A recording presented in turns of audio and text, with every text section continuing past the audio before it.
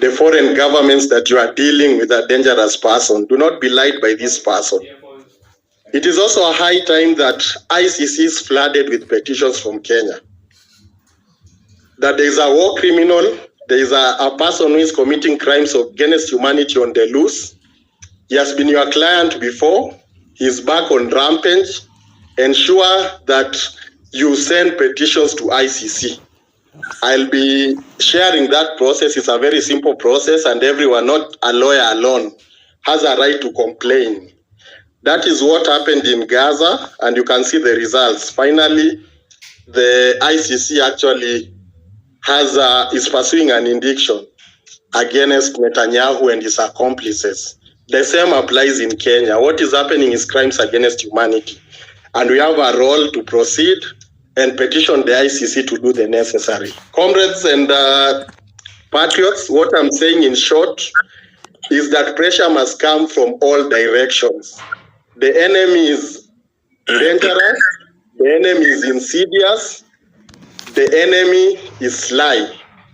Let us take pressure from all directions to achieve the overriding objective of this government resigning from power or leaving power by any peaceful, legal way necessary.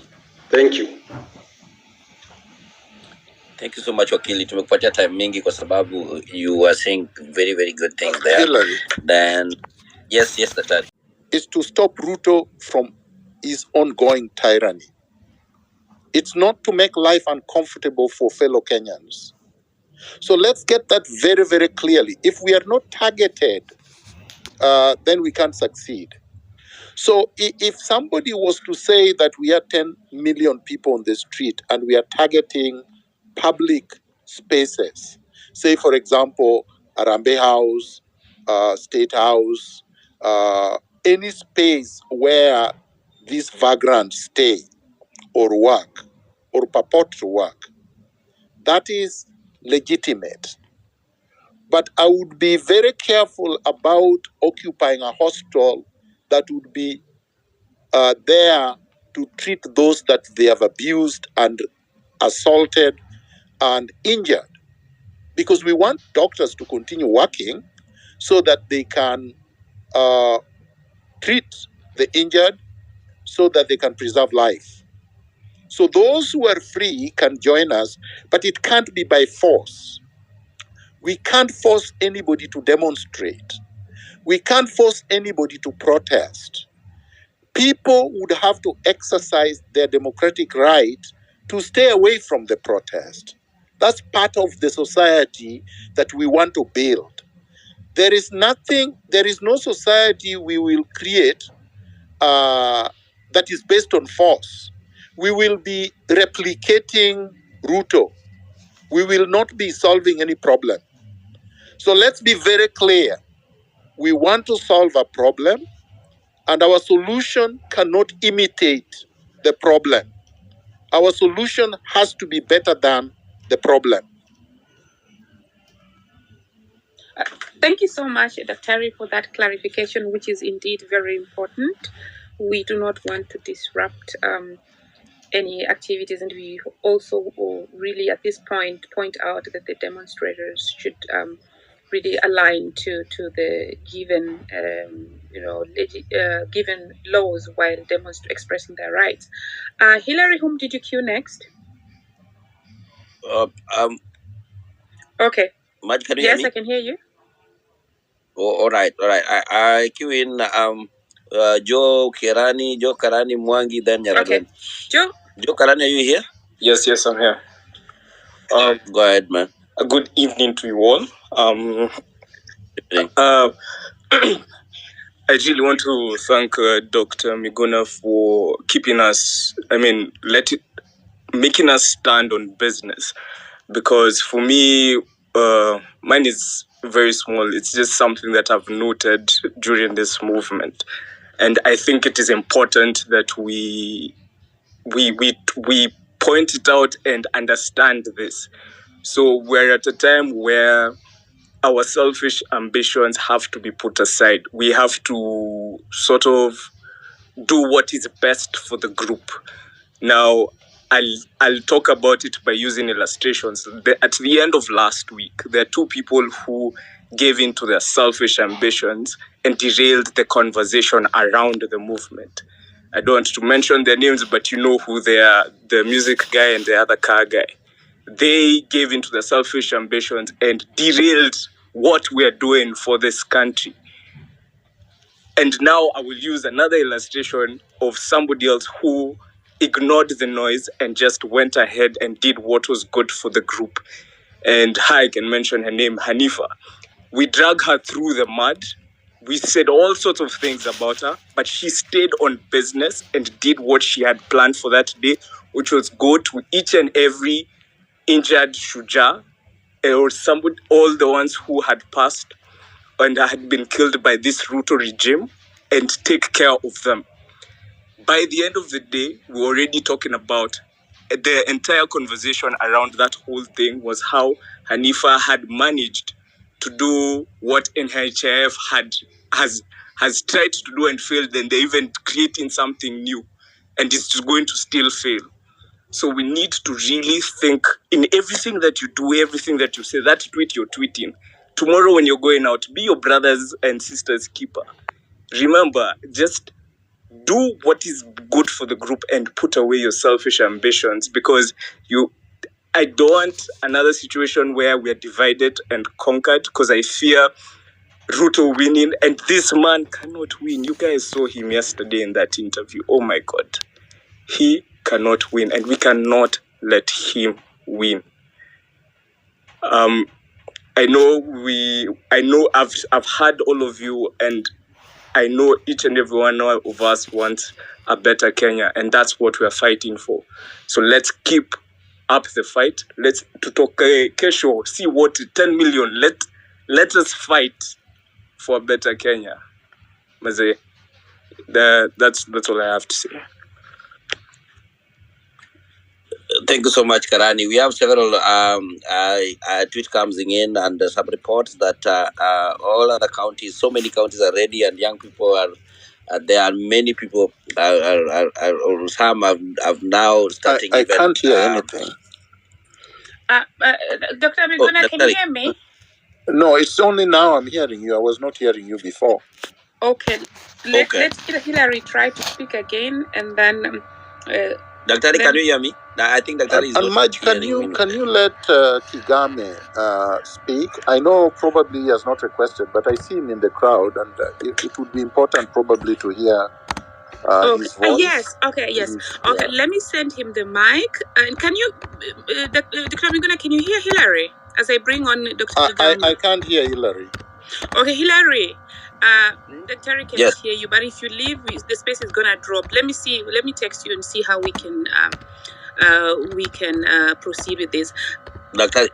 can drop, then come back. I think maybe that can work. Okay, that's also possible. But Ruben Kigame, we would like to hear from you. Please pick the mic. Let me send you the mic.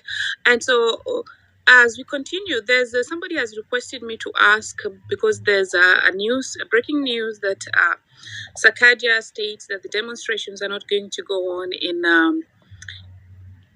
Nairobi tomorrow. Is this because they have a flyer and then they have an Citizen TV logo on it? Please, let's take the next 5 minutes to confirm if that is true before we have somebody comment on it. Hillary, who was next? Let's hear that. Mwangi, are you here?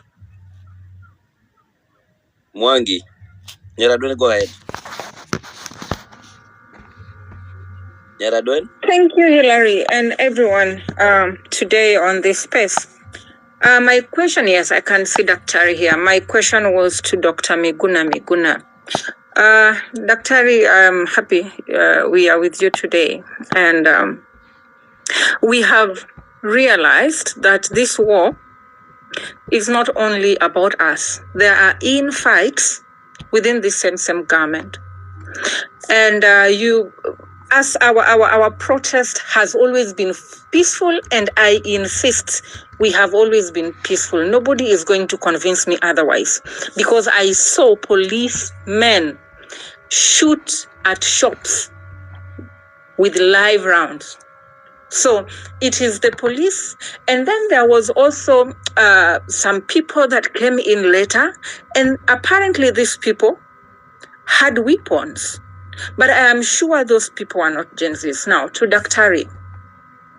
For the sake of protecting ourselves, because myself, I'll have to be on the ground tomorrow. For the sake of protecting ourselves and our young people, there is this infight that is going on between the president and his deputy, and also other people involved, I don't know. And you realize there are chances that maybe these other people, civilians with crude weapons, are sponsored. Right now, I'm seeing something going around on the social media. During 2023 finance bill or cost of living protest, they called themselves Nairobi Business Community. Today, they're calling themselves Nairobi Youth Business Community. And these are the same people who unleash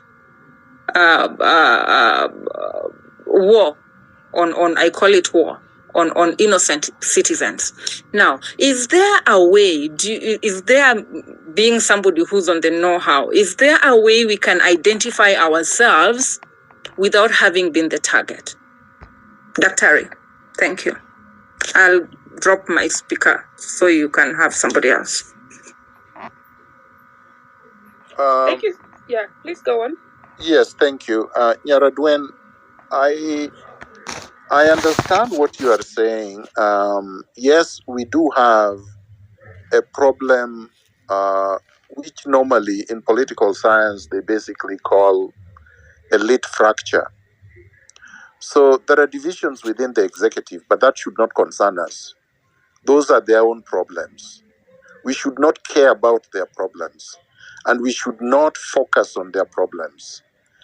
The people that were sponsored, the people that came with weapons, were sponsored by the same government.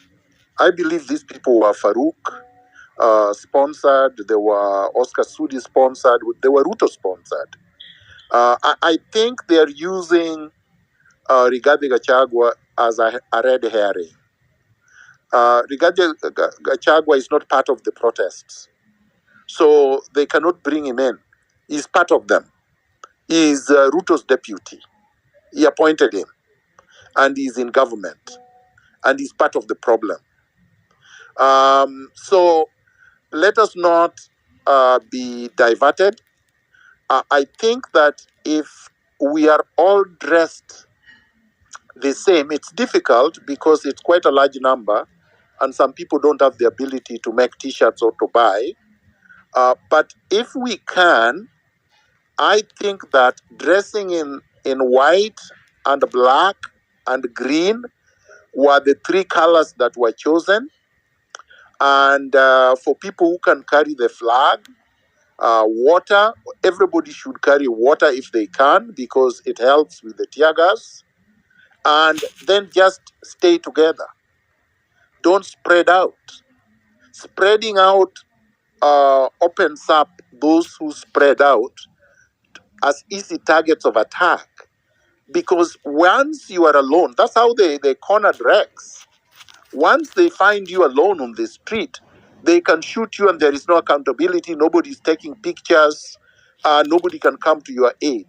So as much as possible, let us be together, and let us be together in huge numbers that they cannot confront. Ruto is weak and down. Yes, they say that he's lethal when he's down, but I can assure you right now, Ruto is defanged. He has no poison. He has no teeth. He has to go with this entire regime. Thank you so much, Dr. And another thing, and that was a very good question there. Another thing that I hear people speak about on the streets a lot is that, the division that Yaradwed is expressing now that, they could be fighting each other, which doesn't appear to make sense because, as Daktari rightly says, they're one team. So constitutionally, if one resigns, the other has to go with it. So I think that idea of letting citizens think that they're fighting each other is just a propaganda there to try to bring in the tribe issue again, and just to just bring in divisive aspects into the conversation. Godfather.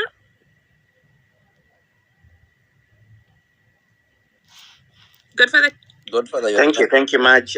Thank you, Hillary, Madge, the co-host, Kingsman, and our key speaker, the General, Dr. Miguna Miguna, the speakers that have already given their views so far, as well as those who are going to give, and our honorable listeners. This is a very important conversation, and I just wanted to reiterate that this is the week, and as the General stated, the only option is to march forward to put more pressure, to apply pressure so that we can have the government go home in entirety. So we are trying to look into that. But as we look at that, the issues that are coming up, and these will be playing at on the ground tomorrow, are the magic of numbers. How then do we stick together if the tear gas comes? Nyaragden, for instance, will be on the ground. Tear gas may likely disperse the populace. So is there any scientific way of trying to control the crowd so that they remain in numbers, so that we can try to reduce the numbers of the fatalities and the injured by the police? Because that is something that is still a concern, as much as we must march forward. That is the first part. The second part, how can we document the atrocities that are being committed by the police? Because eventually we need to hold them accountable after the fact. Because we've seen, for instance, yesterday's interview of Ruto, Mr. Ruto, in our State House. He doesn't seem to understand what's going on. He seems to be living in a different world altogether. He doesn't have the empathy, even, when we talk about a child has been shot over 7 times or 8 times. His response is, isn't he alive? These are some of the issues we're looking at. So, or we're looking at someone who we must get out of power by all means possible. And we expect that they're also likely to use a lot of force. So how do we document these atrocities that are likely to be committed by the police and other criminals, so that we can try and also hold them accountable after the fact, apart from the citizen journalism, which I believe most of them will be having smartphones to try and record this.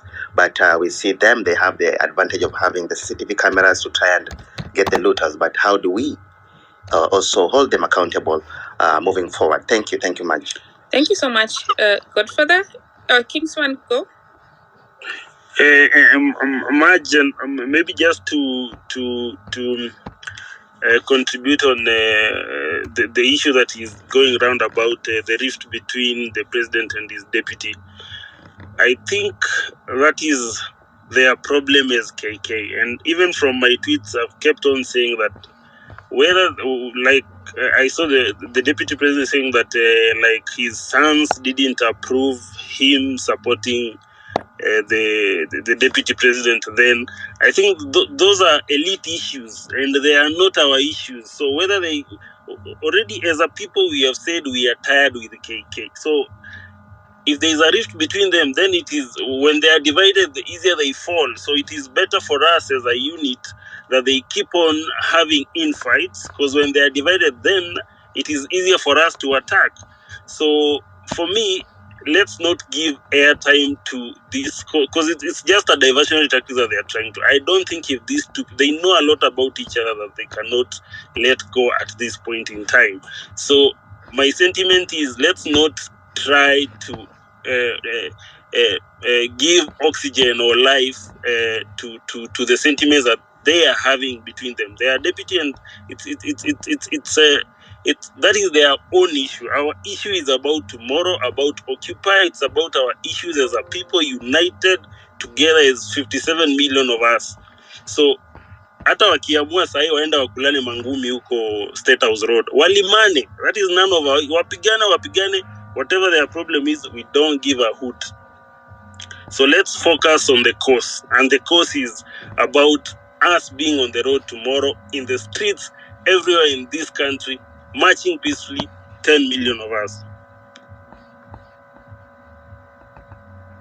Thank you, Kingsman. Thank you so much. Frederick, go ahead. Frederick, then young adults, then Deborah, on that order.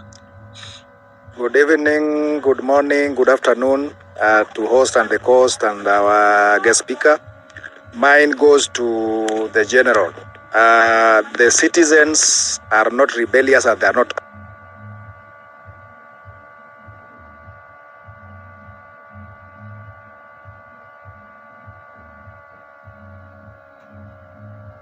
armed. But they have a second layer of safety net, which is courts. And courts have given direct court orders that police should not use tear gas, should not abduct people, but they continue doing so. As citizens, or as the court.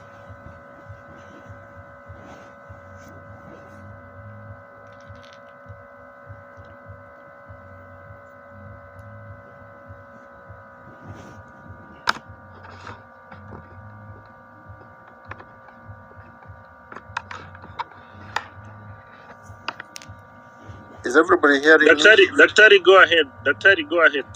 Okay, Can so you proceed? Yeah. the short answer, my friend, I start with the last question. The short answer is the courts don't have the power to enforce their own orders.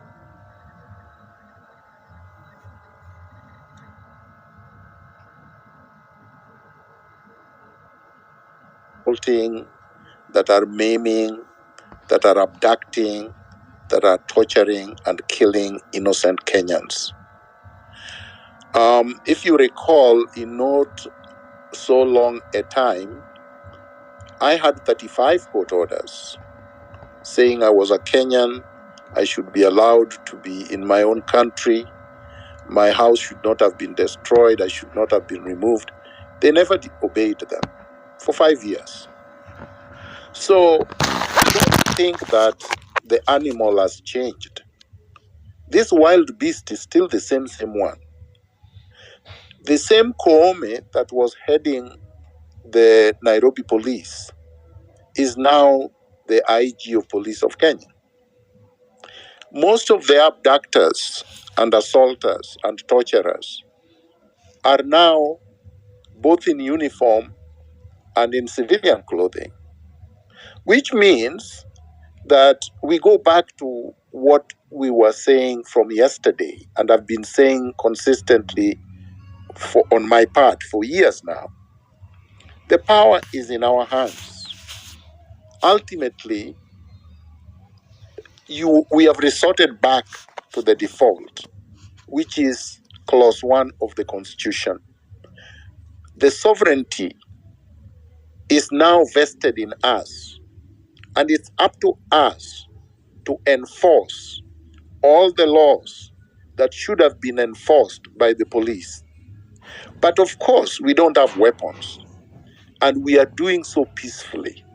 And that's all we have to continue doing. But to do that effectively requires that we show up in large numbers. That's the only way to do so effectively. Essentially, to occupy all the spaces.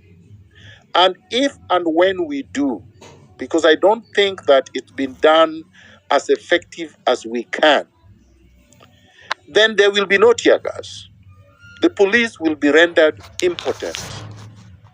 There is no police that can throw tear gas to 10 million people in the CBD, for example.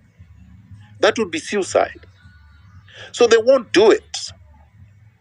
So the next question was, with respect to, I don't know if it was the fact that they have weapons and we don't, or they can come with weapons and we don't. And I think my answer still remains the same, that if we are 10 million strong, that they won't be able to do that. I think that is where we are. That is what we have to emphasize, that everything relies on the turnout. And if we remain peaceful and people can see a regime shooting at peaceful protesters, the regime loses credibility and legitimacy. Regime falls on its own weight. Even the UN, and we do have people supporting us from all the way from the UN and many of these governments right now, they will denounce the government. It will be a pariah regime, and it will be subject to indictment, and their leaders will be subject to prosecution in many jurisdictions. There are other things that are happening that I will not disclose, but there are other things we are doing. There are other things we must do. So those who work for international organizations that are here and are listening, you know what to do. Those who are practicing law internationally, you know what to do. Many of them are aware of what happened to Pinochet in Spain. Pinochet was the biggest dictator and tyrant in the 1980s and early 90s. And a small magistrate in a small town in Spain arrested Pinochet in Spain. And that was the end. So don't think that Ruto is above the law internationally. He is not, and he knows that.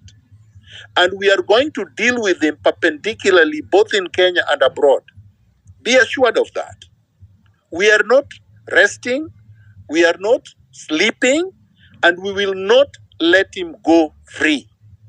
We brought down Moi, and he had to accept to bring multipartyism after 24 years. What is Ruto with less than 2 years?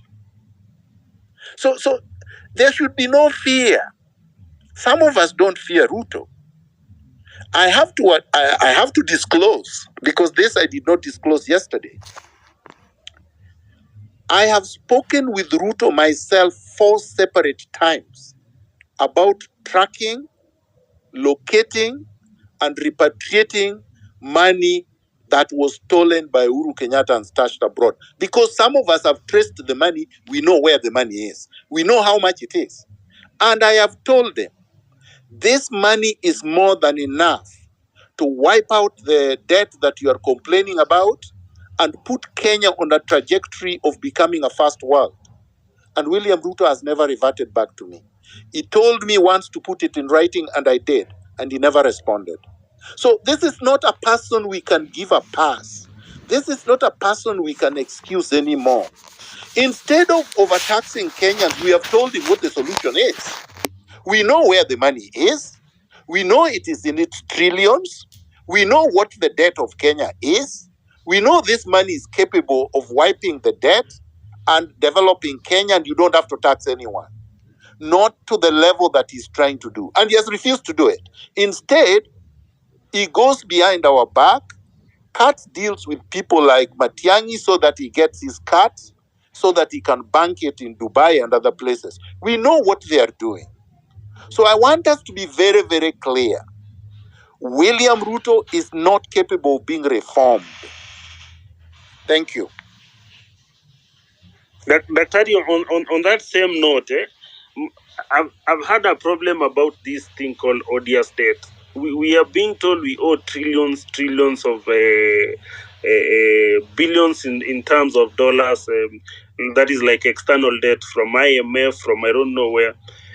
Is it possible we audit everything and then we know the real debt that has been used in development? Because I understand our constitution says that an external debt should only be used for development projects, only and only then.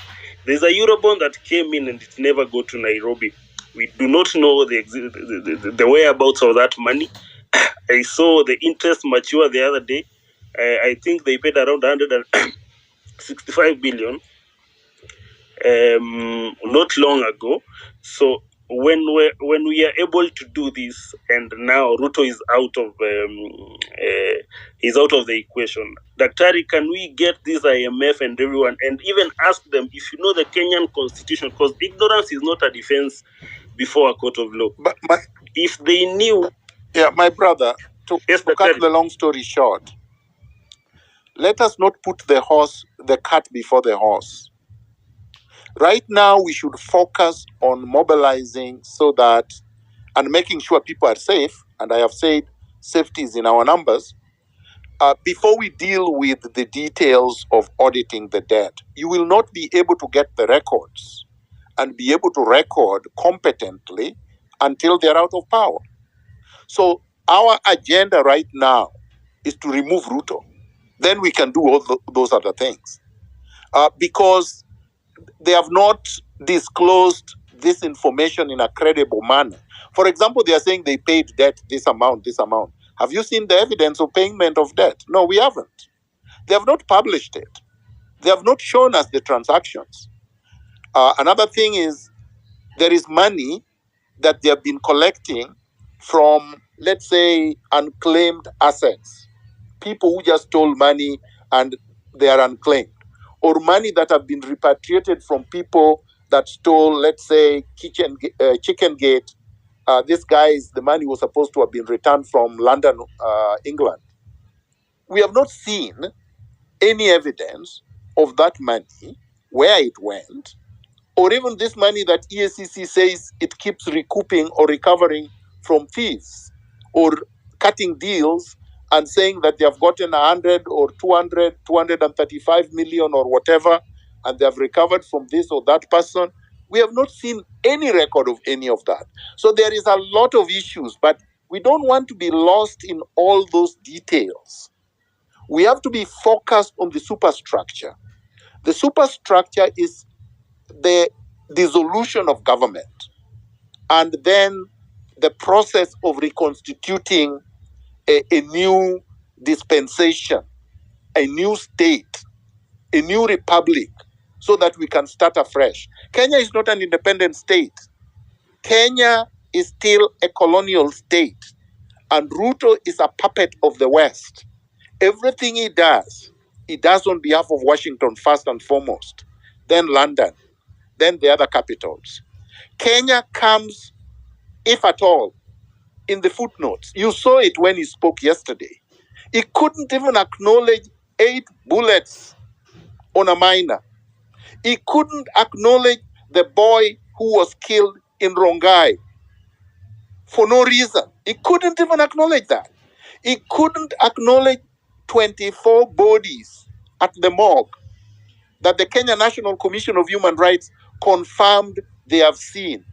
He got into an argument over that, then got personal with Linus Kaikai over an issue that we know is so personal, and it involves a woman in the 1990s.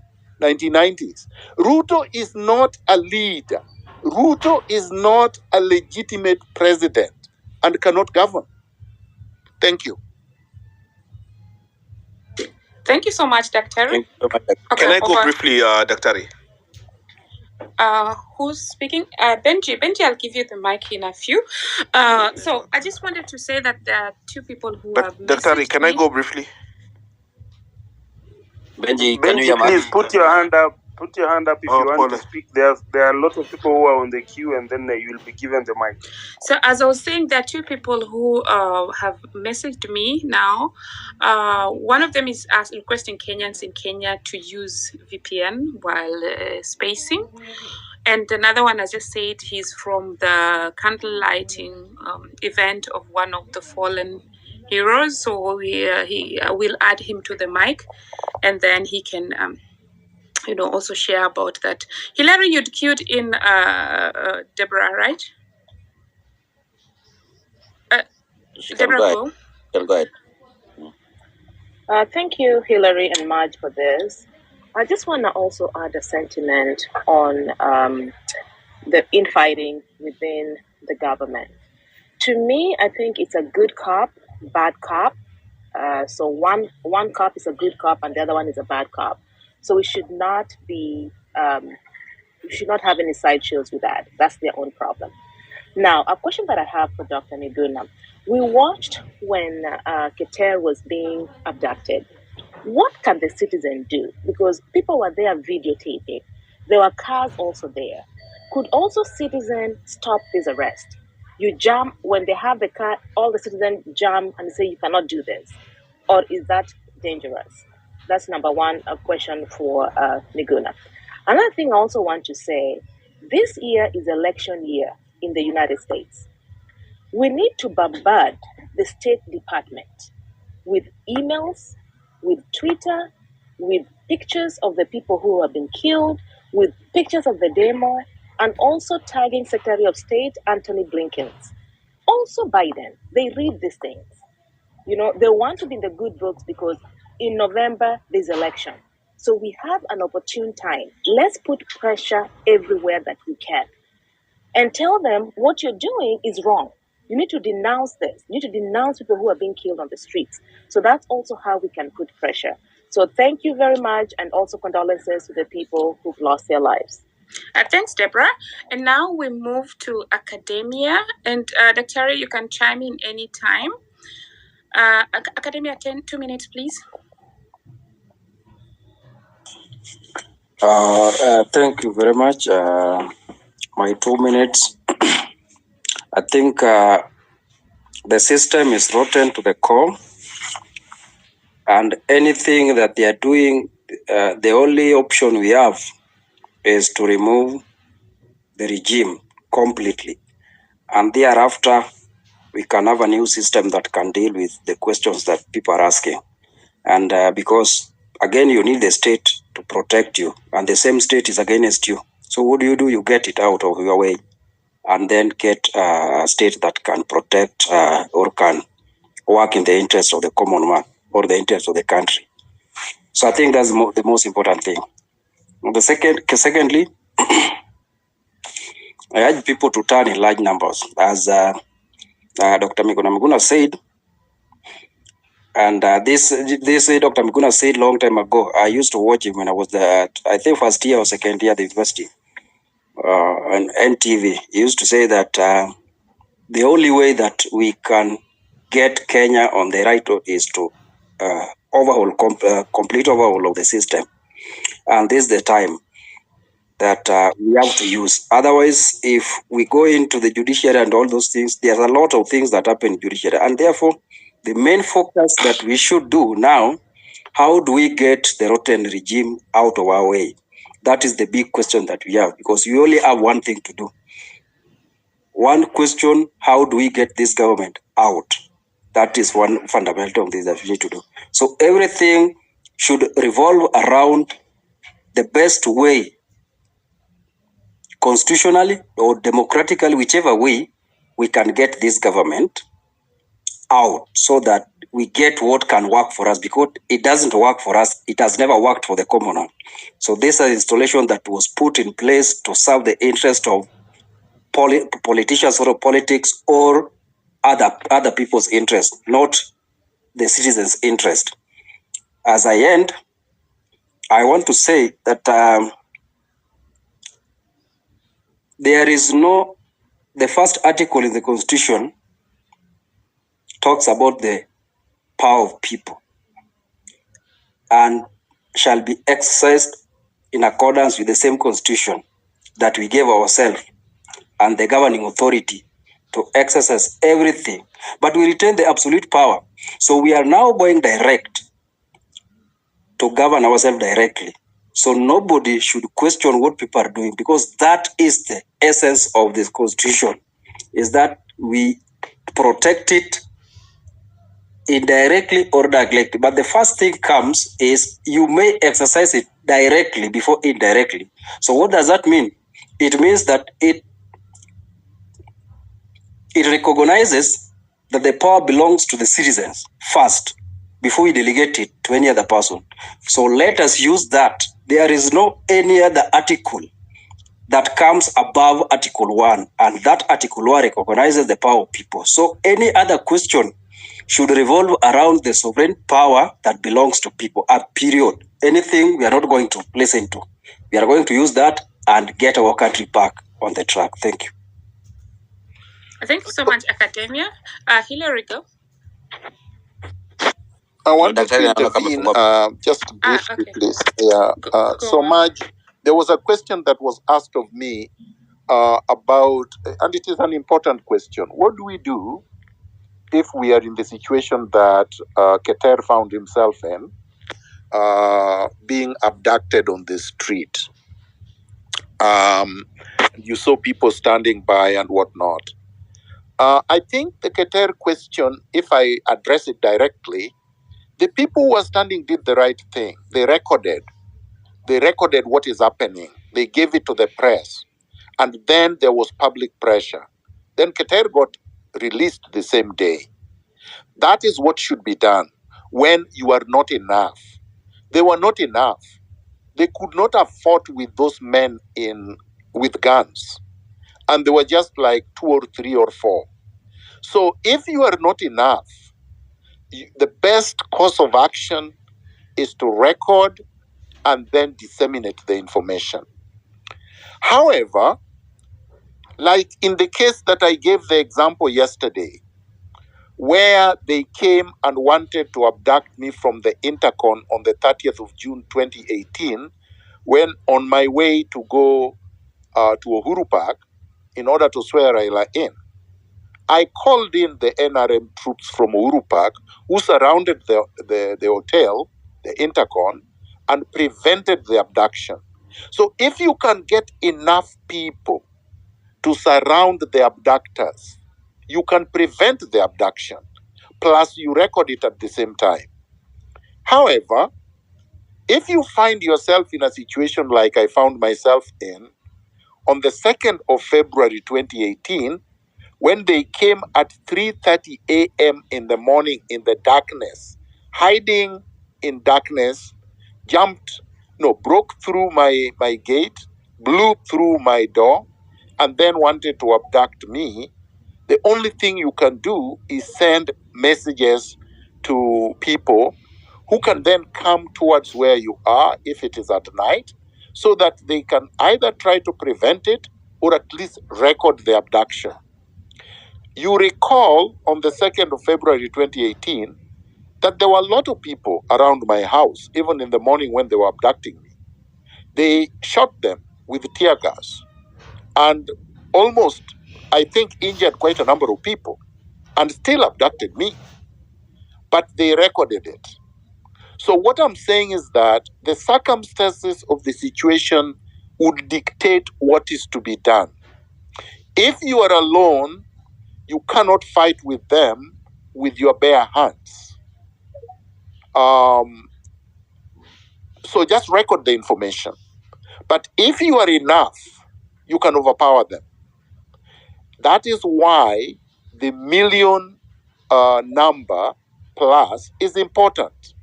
Because if we are a million plus, they cannot abduct anybody. They cannot shoot at anybody. They will not be able to do anything.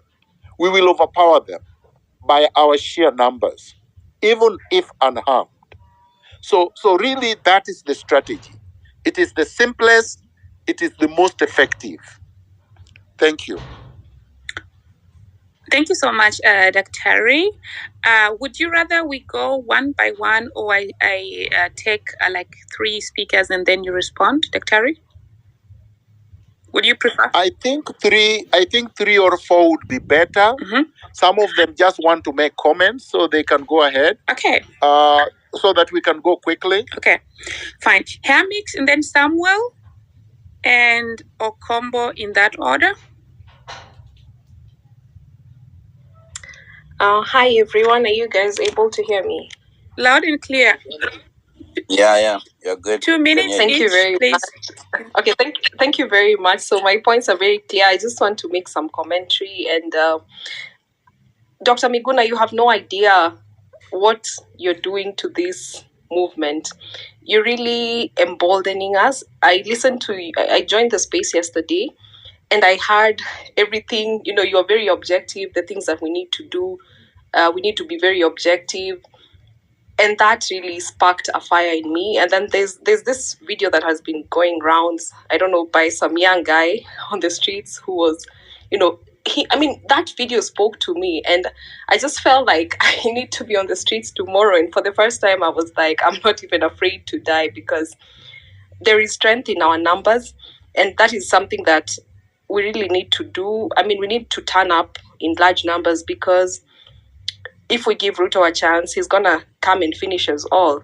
And one thing I also want to say is about, let's not buy into this government propaganda. I think government is using old tactics to, try and solve, emerging issues, which is not going to work. So we already know their old tactics, which are already washed out. They're trying to sell us fear, telling us the military is on the streets. But I'm so happy that people are still going to turn up. They're trying to create a lot of misinformation and propaganda just to cause a lot of fear. They're still going to, they're still abducting people. So they're abducting people. You see what they did to Gabby, they did to Shadi. These are people who are very vocal, like Gabriel Oguda kept us very entertained on the internet, but we haven't seen him. But you see, these were the Twitter giants. But at the same time, just because they're not vocal at this time, there's other people who've come up.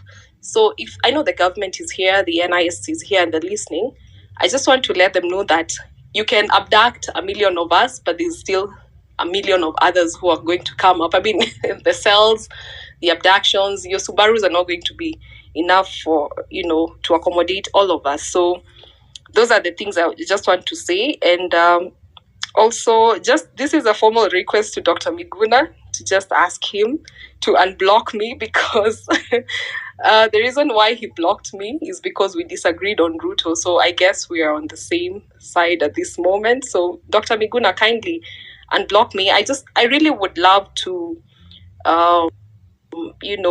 feed from your knowledge, and just your voice very, you're strong, and you have no idea what that is doing to the rest of us, even the ones who are afraid of going to the streets. That is something that is really emboldening us. But thanks for holding. So if somebody could text me your handle, because I don't see you, I don't know what your handle is. That would be helpful. Hillary, yeah, okay.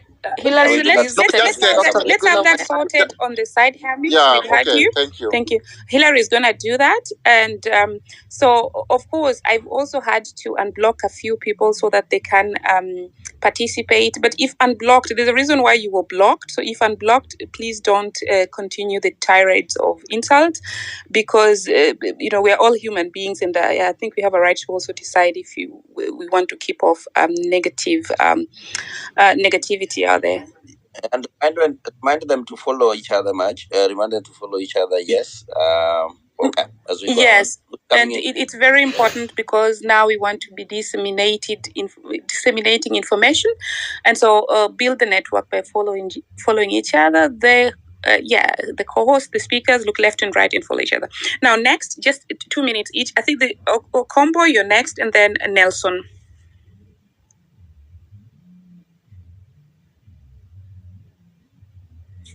Okombo, can you hear me? Then Nelson, take a go.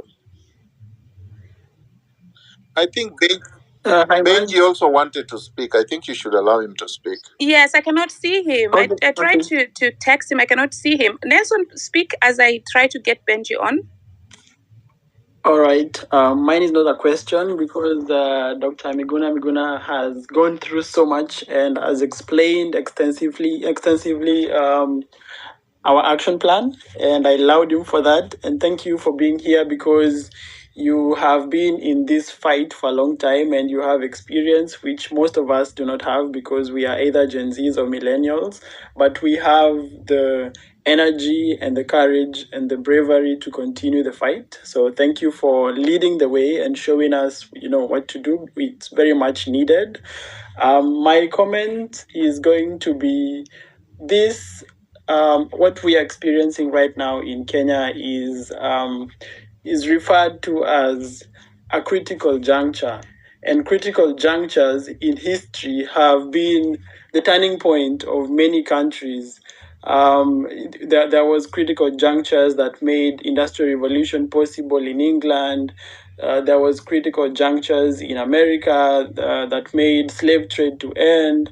So and right now Kenya, we are at this point, and it is so important that we use this critical juncture to move our country to the right direction. And as Dr. Miguna Miguna says, this is the right opportunity to reboot the country. It's actually the right opportunity to reboot the system, because we have been subjected to a critical juncture where it's like a crossroad. We either go the way we are used to, or we change, we make a complete U-turn. And the whole country is ready for that. It's exactly what we saw in other countries when they had this exact moment, like what we have today. So it's very important for us to seize this moment and to actually change our entire system and lead our country to prosperity, so that Africa can, we can lead Africa, and Africa can follow suit.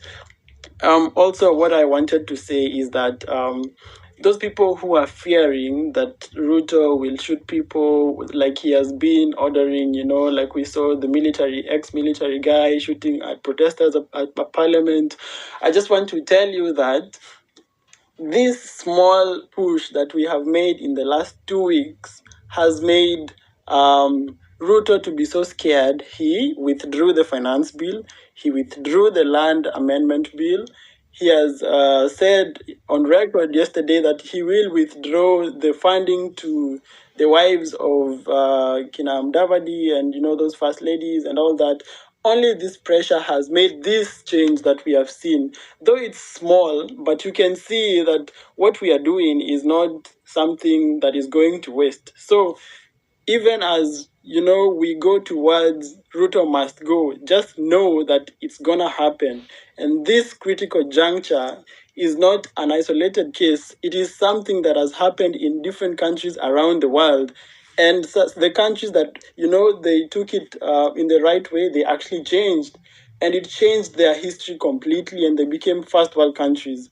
So I just want to encourage everyone. And do not think that just because we are in the diaspora, that's why we are beating the drums of war. No, it's because we have, we love our country. Like for me, I'm in Europe. Every day I walk in the streets, I see how the roads are made, even in the villages, the systems are working. And I'm like, why can't we be like this? This is the moment to make our country to be like that, so that Ruto does not have to send our sons and daughters to Saudi Arabia to become slaves and to be paid minimum wage, because no one in these countries will pay you like they pay themselves. They will pay you minimum wage. And it's even lower than minimum wage, because I saw Ruto was saying some people will be paid $1,500. That's below minimum wage in most countries, like in Europe, in Saudi Arabia. In Saudi Arabia, the salaries are even 10 times higher than in Europe. So if you're being paid $1,500, this is you're a slave. You're a slave. So Ruto is sending Kenyans to become slaves in these countries. Thanks, Nelson. And can we please try to stick to 2 minutes each? And Benji, Will you please give me a chance to speak? Because you gave me a chance, but the mic seems there was a problem. Okay, there's a lot of mic issues. But I think as much as they come back, they need to raise their hands so that you can not just talk. And then Paul, and 2 minutes each. So that, let me explain. Once your 1 minute is over, I'm going to raise my hand, and then that means you only have 1 minute to go. So once you start speaking, kindly check on my profile, at least for time orientation, because there are many people who are waiting. And let me try to add Benji again. I don't know what's wrong with his handle. He dropped again. Tabitha, and then Paul. No, there was Wakili. Tabitha, and then MC Wakili. Yeah. Thank you very much, Marge. I hope you can hear me all. Can you hear Tabi? Yeah, go ahead. I come from Siaya County. I am so happy that at such a point we are having a conversation that is creating change and is going to create impact in what you'd like to see in terms of governance and how things should run in Kenya. I have a question to Dr. Miguna.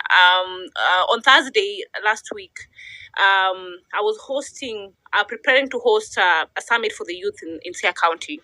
And I was, as I was going through the town, and there was the protest by the youth in our county, and I witnessed a shooting of one youth by the police in Sia town, as one person who was trying to ask questions of why would you shoot a young person who was really protesting about the very hard situation of life, and the youth was just crying that they have graduated, they don't have employment, and the police ganged up, and the people who surrounded me were saying that there had to be one person to die for the youth to calm down and try to do these things in an orderly way. So as a person who felt agitated, what can I really do? Because I really feel that if it is not addressed, then many other youth are in the process, even in the next protests, are going to have these kind of fatalities. They're going to perhaps be shot dead again, and yet what they're asking for and what we are really asking for as the young people is a transformative way of governance and our issues to be had. So how do we move from here, and what is the role of the general community? Because I believe that we have a role to play. So how do you deal with such a situation where others feel like it's vindicated or it's okay that the police had to use one youth so that other youths could stop being rowdy as they claim? How do you deal with this? Thank you so much, Tabitha. Maybe Benji can go, and then Dr. will answer those questions. Benji, over to you. Much obliged. Thank you, everybody. Thanks, Dr. Miguna, my friend. I just want to express my deep disappointment. Is it talking really much? Nobody's speaking. No, Benji is speaking, but I think somebody is tampering with your mic as the host. But you cannot drop, because if you drop, you're gonna the whole space is gonna drop. He is indeed speaking. I'll text you what you can do. But Benji, please proceed. Right. Yes, madam. I was just saying that I'm deeply disappointed and, to be honest, extremely concerned. Here is a country in a deep crisis of the president's own making. We have now, for more than 2 weeks, just been completely inside of a revolution. We are on international news in every channel. Al Jazeera have done a documentary. Unarmed youth are being shot. Parliament has been banned. The Chief Justice's office has been banned. Ruto gave an interview yesterday. It is now 24 hours. Ruto seems paralyzed and trapped. I don't understand what his problem is, because it is obvious even to a child that from the beginning we had issues at vetting of the cabinet, at selection of such nominated parliamentarians as Karen Nyamu. The finance bill, even from things like not just adding taxes on Pampers and whatnot, but even adding taxes on wheelchairs. Ruto pretty much doubled the price of gasoline. The G2G model was actually my initial suggestion at TV47. I just don't understand. Is Ruto under siege himself? Because 24 hours later, he's literally unable to say, okay, Njuguna Ndung'u drafted this thing. We obviously have issues with Mithika Linturi because of the fertilizer, etc., etc., etc. What is the problem? Why can't he do anything at all? Maybe Miguna can help. And I'm sure Dr. Miguna will explain that this is impunity. But especially for those of us who supported him, because this was not the agreement. This is not why we helped the deputy president then.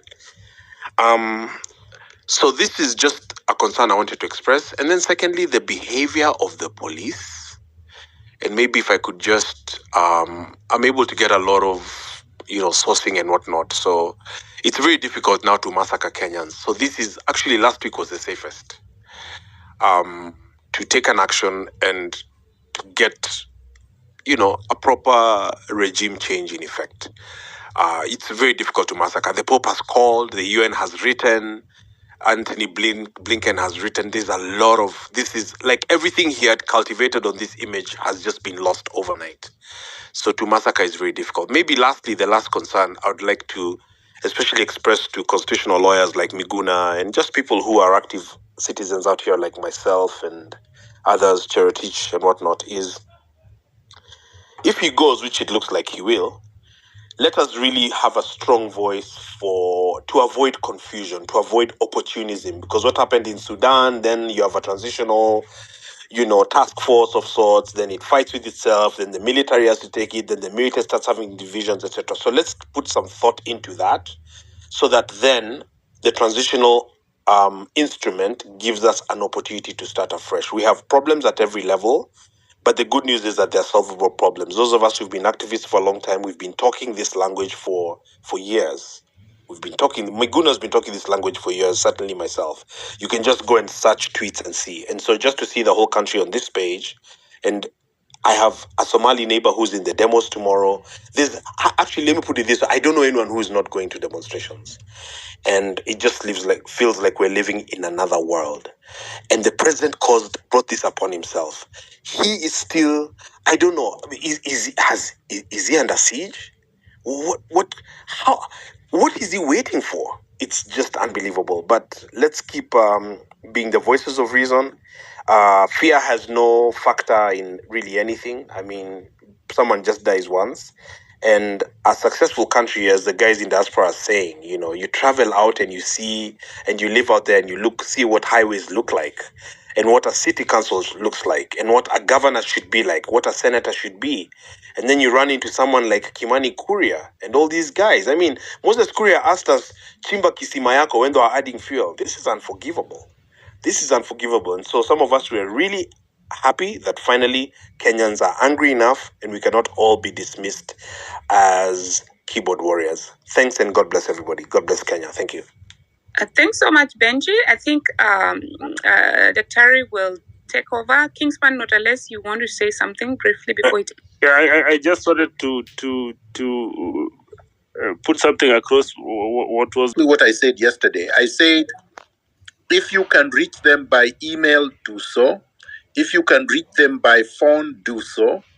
Bombard them completely. And as I said earlier today, if you are capable of drafting petitions or drafting any instrument for purposes of bringing them and also Ruto to account anywhere in the world, go ahead and do so. We encourage you strongly to do so. It's quite effective.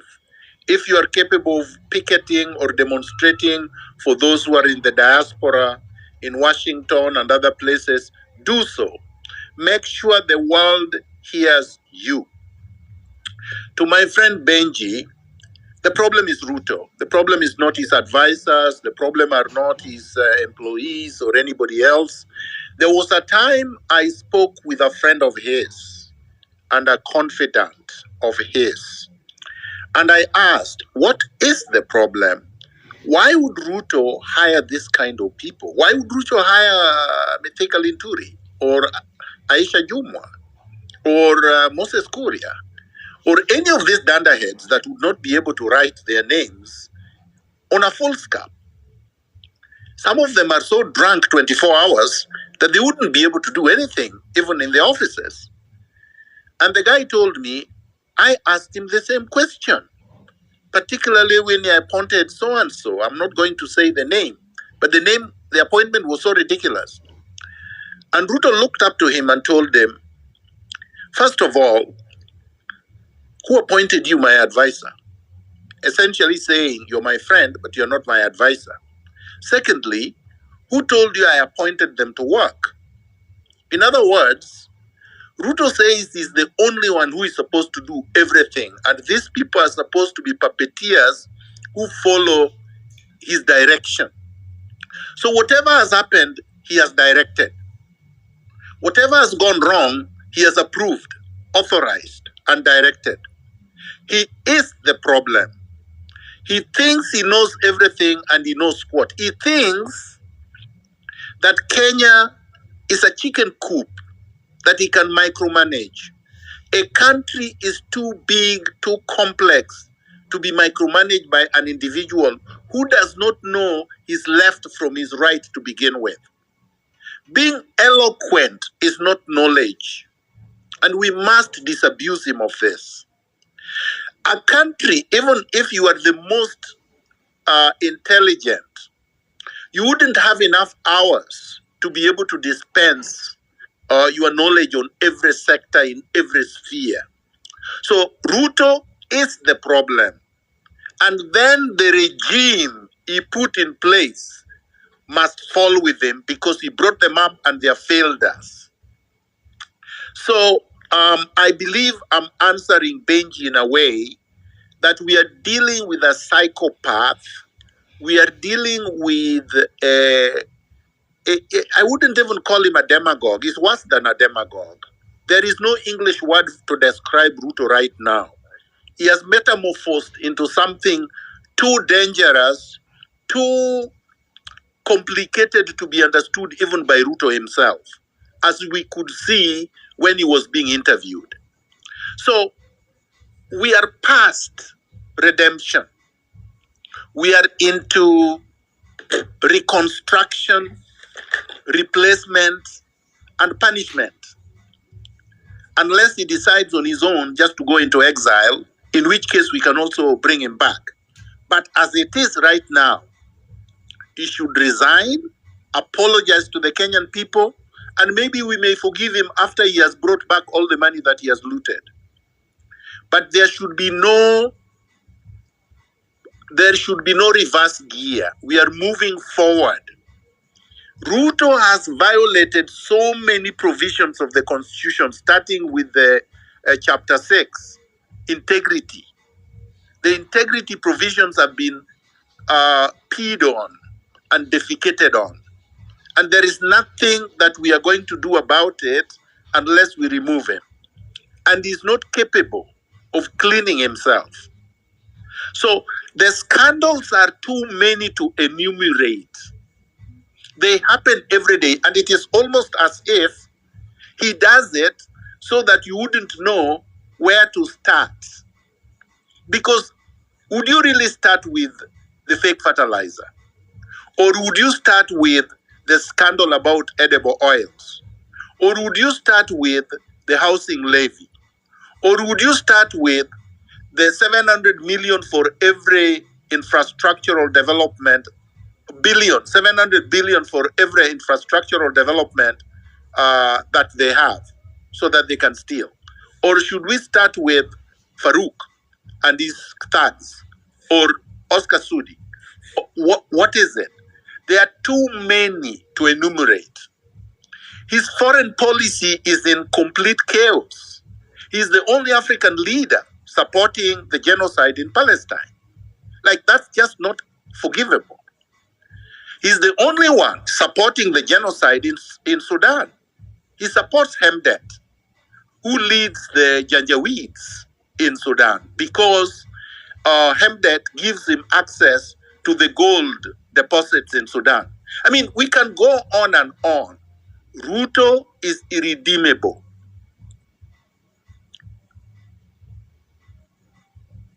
Yeah, thank you so much, Daktari. I think, guys, check your network because many people are dropping. Sometimes here we didn't even have ghost. Can you hear me, Hillary? Yeah, I can hear you, Kumukeni. I can hear you. I can hear you very well. I don't know who's coming next. We have Mwaura. We have Mwok. Can I just? Miriam. I just wanna. You can hear me? Real quick, Hillary, because it seems like we are beating this horse that is already dead. We've all agreed we're going to go take Ruto out. So I don't see how productive it is for us to continue talking about getting Ruto out when we've all agreed. So right, and it keeps being pushed away. But this is a conversation that must be had. What is the way forward? We are having these rooms. It is best to use them for that, so that if there are skilled people in these rooms, they can start coordinating and organizing for that purpose. The other thing, too, that's not being addressed is the white elephant, the huge, no pun intended, white elephant of foreign interference that is not being addressed and keeps being pushed away when it is a very important factor in building a secure and sovereign nation moving forward. So please, if we can move the conversation towards those two things. Asante. But Madam Host, I thought we dealt with the way forward yesterday, and I thought we generally agreed. I'm not sure what the problem is, unless somebody has. I can confirm your position, Dr. Miguna Miguna. No, but I've not had any contrary position. Then let's have a briefing of it. Why don't we have a briefing for those who didn't hear? Because clearly I didn't hear it. Let's have a briefing. What hurts in us having a briefing? Were you here yesterday? I didn't hear way forward yesterday. There was a comprehensive way forward yesterday, and it's even on my X handle. Really, if we are going to go back on what we discussed yesterday, we will not be able to move ahead. So here is my question. Let me finish. Okay. I've published a 2-page document, which is on my handle, summarizing what we discussed yesterday. I understand that, but it still does not address the issue of foreign interference. I have listened to you, I have read it, it's still not addressing that. In fact, we continue to talk about let's do protests, let's force these foreign entities to. These foreign entities are intentionally doing this to us, so there's no going to ask. No. I think you are taking us back. Let me address I'm not. Once and for all. No, hold on. Kumbukeni. No. With all due respect, thank you, Hillary, for taking charge. Let us not divert. If you want to talk about foreign interference completely, we can have a space for that. Miguna was invited for this, and let's keep to the topic. I know that there are people who have different agendas, and they want to push them at all costs. This is not the place for it.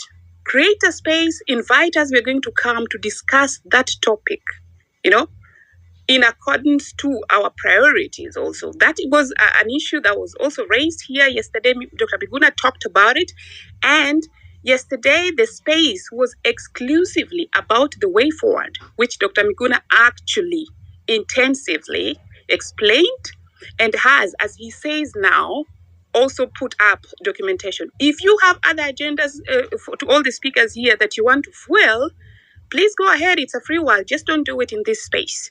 Now, Marge. Yes. Marge, let me put that question to rest. And I'm sorry we have to do it, but we're going to do some of these things over and over again. You're not going to address foreign intervention or foreign interference if you're not in charge of your government. If the foreigners have captured your government and it becomes their puppet, the only recourse you have as an intelligent human being is to replace the puppet. You're not going to be able to deal with a foreigner you have no access to that is interfering with a third party you have control over. You deal with the agent or your employee you have control over. You fire him or her. And that's what we are doing. The moment we fire Ruto, which is what we are doing tomorrow, then that foreign interest or the interference will end. Because then we make sure that we don't get it anymore. We deal with the issues. The logistics of dealing with management of our foreign affairs or dealing with affairs of state will be dealt with by the National Transitional Authority together with the public and everybody else. So let's not get into these other side issues. The main issue is removing Ruto. The logistics of doing that, people can present on the table. How do we get to the CBD, for example? That's a good question. Where do we congregate? What do we chant? Do we go to State House? These are things that people can talk about. How about people in other places like Mombasa, Malindi, Mandera? Which spheres, which public spaces should we occupy? These are things we can discuss and agree on. Yes, they will pour the police there, but if we are there in our numbers, the police will not be able to do anything. Thank you, Marge. Thank you so much, Dr. Terry. And now we move to Maura and then Mariam Rose in that order. 2 minutes each, please. Mook, I saw you. I skipped you. You go right directly after Miriam and then Abdi and then Dr. Terry will answer your questions. Over to you, Maura. Okay, thank you, Maj. Thank you for the space and thank you, Henry. I just have one question to Dr. It is somehow a constitutional question. Now, I knew before the 2010 constitution came into place, the president could dissolve the parliament, that he could fire the vice president, but that one is no longer possible in the new constitution. Now, Dr. Miguna, does the current constitution of 2010 envision a situation whereby, like now, we want to remove Ruto, and then he has to resign, and his government has to resign? Is there an article that can take care of that? And the reason is this. If now tomorrow, if Ruto gets the heat too much and he resigns, what happens next? Who dissolve the parliament, the cabinet he can dissolve, but who dissolve the parliament and the governors and such? And what does the constitution say about that? Can you try to clear that, to tell me, to clear that one for me, Dr. Miguna? Because I know about the old constitution, but for this one, I don't know whether that's a situation. The constitution revision is such a situation. Thank you, Dr. I'll jump in quickly. Okay. Clause 1 of the Constitution gives the citizens of Kenya power to take power and exercise it there directly from their elected representatives, whom they have donated power to under the Constitution. So which means the people can say Ruto and his entire government are fired and they should tender in their resignation. Or they can say you have deemed that they have already resigned when you occupy these public spaces and say nothing will go on, there will be no government until they vacate your offices. Those are our offices. State House is ours, not Ruto's. Arambe House is ours, not Ruto's.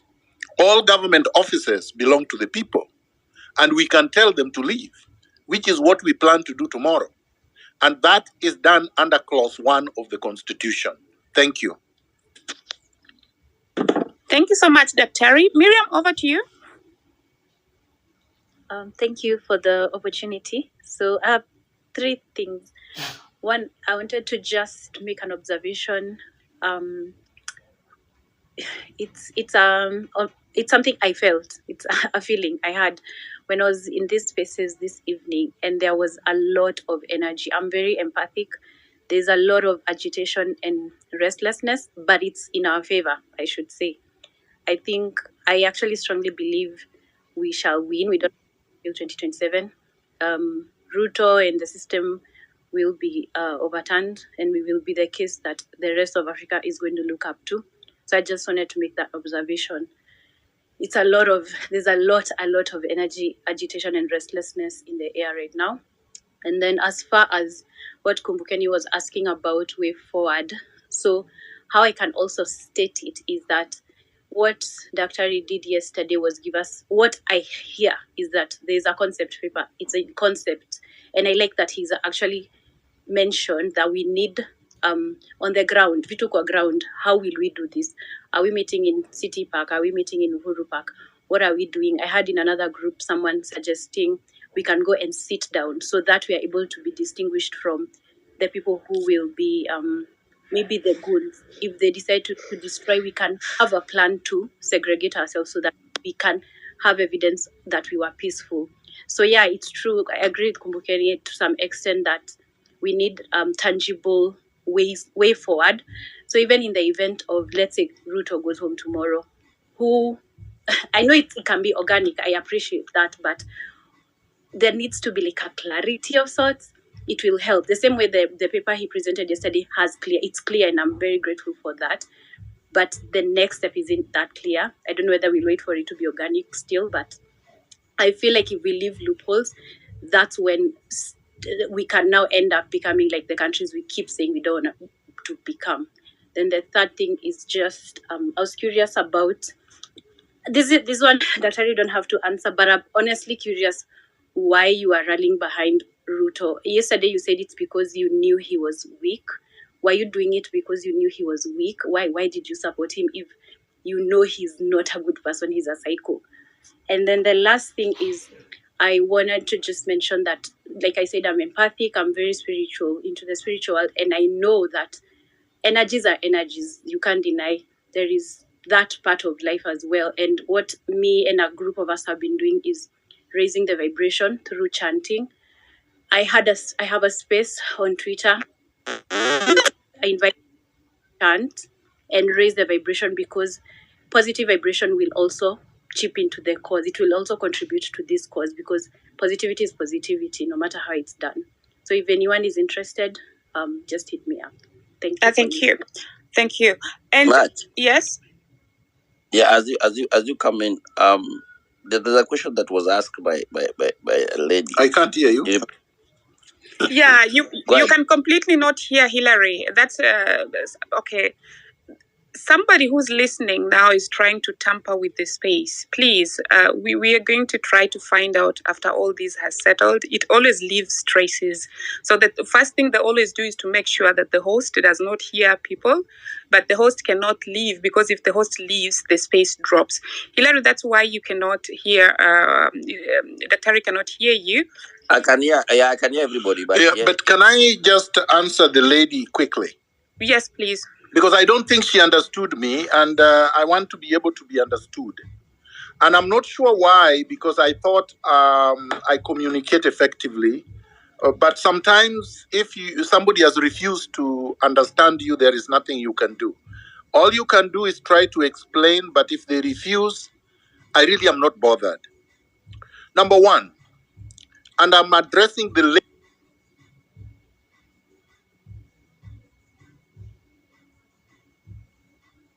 Daktari has now dropped. Hillary, kindly check on him. I just saw him drop. So, but as I put in the other person, in the next person to speak, he dropped while he was speaking. So it's not like he really, let's see how he comes back. Hillary, can you please check with him? But Miriam, I think Daktari yesterday explained why he supported Ruto, and I'm going to explain it, and then he can also come and give a summary. So according to him yesterday, he said he supported Ruto because Uhuru was trying to impose Raila as the president, and he wanted to do away with the idea of a sitting president imposing another president on us. Miriam, that was clear. So please, let us be objective. I know that is what he said. Even me, I had that question before, but that is his clarification. So once he clarifies something, I think it just saves time. When the things is clarified, we don't put him through answering again. Another thing he said yesterday is that according to Article 1 of the Constitution, that is where when that is effected, then there's going to form like a transitional committee that constitutes about 54 members from different communities. And then from that, yes, he's back. The Terry, I was trying I'm sorry. Okay, then over to you. Yeah. I am. Okay, go ahead now. So Maja was hearing you actually, but I wanted to add to the lady, because some of these things are, you can't take out the fact that we are all human beings. So if somebody went to our home and bombed it, and then took her from our house at 3 o'clock in the morning, 3 a.m., and abducted her and tortured her for days and weeks, then took her on a plane and took her to Brazil and blocked her from coming back to Kenya for 5 years, would she support the candidate that person puts forward as a presidential candidate? Or would she try to remove that person that did all these things to him or to her and then blocked her from coming back to the country? And add to that person sedated you and you regained consciousness in London. You regained consciousness in London. You are dead for 8 hours and came back to life in London after 8 hours. Some of these questions are like Ruto yesterday. In fact, people who speak like that to me, I consider them pathological psychopaths, just like Ruto. Because it's like you don't want me to behave like a human being. How do you have the audacity to challenge my choice of trying to replace the people who did this to me? Because I'm a human being. They did this to me. And this person who did this to me had declared, and their supporters like you had declared, that if they won the election, I would never be able to step onto the soil of Kenya. I would only come back as a corpse. So let us be honest with ourselves. Let us be objective. And above all, let us try to exhibit some humanity. Because I know many of you have never been tortured. Many of you have never been abducted.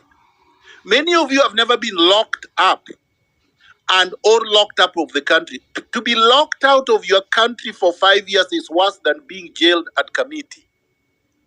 And many of you have not and will never go through that. And yet, I did not surrender. I did not go to Uhuru and say, forgive me. I did not do what Raila did, go and get money and keep quiet. And I've not kept quiet up to today. You owe me a thank you. Thank you. Thank you so much. Thank you for clarifying, because I'm not against you. I always follow you. It's just good to no, Miriam, can you please proceed? That when I'm able to Miriam, okay. You're muted. Maj, thank you so much. Maj, there's one question I think that I didn't answer. There's a lady came here called Tabitha. She asked about, when she was mobilizing youth in Sia County. And then one was shot and being scared and everything. I don't know. Can you retract the same question? Doctor?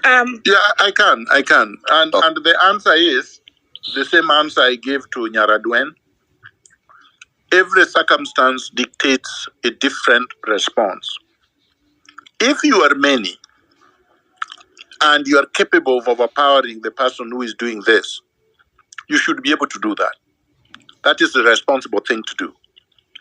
If you are few and you have no capacity to stop the person, record the person, let us expose the person, let us unleash our youth on that person. When we are able to deal with Ruto, replace him, reconstruct the state, we will be able to punish that person legally. But for now, those are the only things that we can do for now. Thank you, Dr. Guys, when you get to the mic, only 2 minutes so that at least we can consider the over 100 people who need the mic. I'd queued in Mook, but please, I'd forgotten MC Wakili and Paul. So they go first and then you come in as number 3. MC Wakili? Thank you very much. My senior Miguna, thank you so much for sharing your sentiments. I appreciate.